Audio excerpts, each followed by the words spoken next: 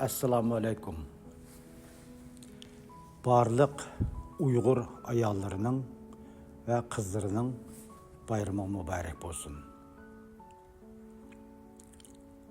Ayallar ayalsın. Adın başlangan ibareler. Kızlar kadirlensin. Kıydın başlangan ibareler. Abdur Turpan. Ayallar altındek, almastek, alem şumul ayalsın. Ayallarını asırsak, ailemiz azade. Azaplar azlap, ademlerinin acayip alalikleri asta aptaptek appak aşkarlanıp, ayallarının alayligi mu alayda aktifleşip, aileni acayip asırap, asan açıklanmaydı.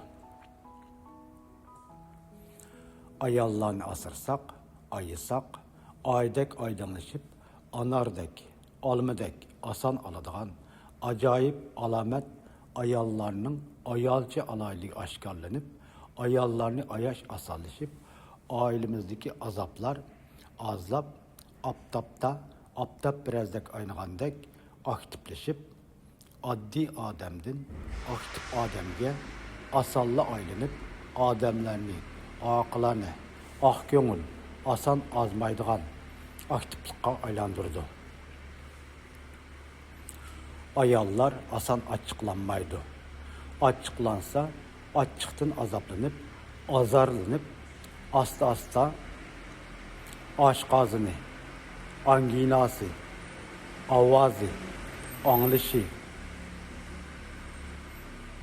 adeti, arteriyası, asalla azılışıp, ailesi azaplardın acizlap, arami asta askaydı. Ayallarını ayaylı. Allah ayallarını acayip asraşını, alamet ametlerini, asallıklarını aymay aşırıp aynasın. Kızlarını kaderleyli.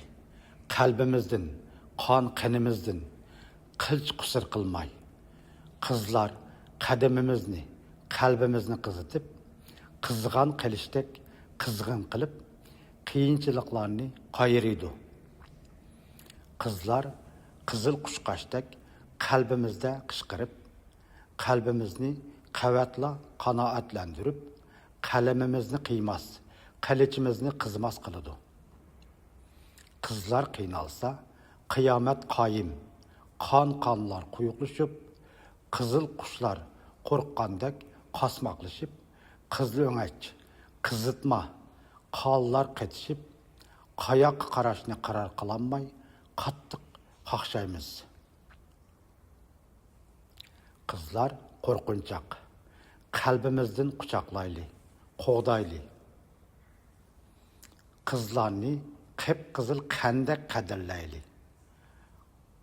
Kanimizde koğdap, kaylı kılıp, kolunu kolumuzga, kademini kademimizge, kalbini kalbimizge koşup, kılç kıydımay kadirleyli.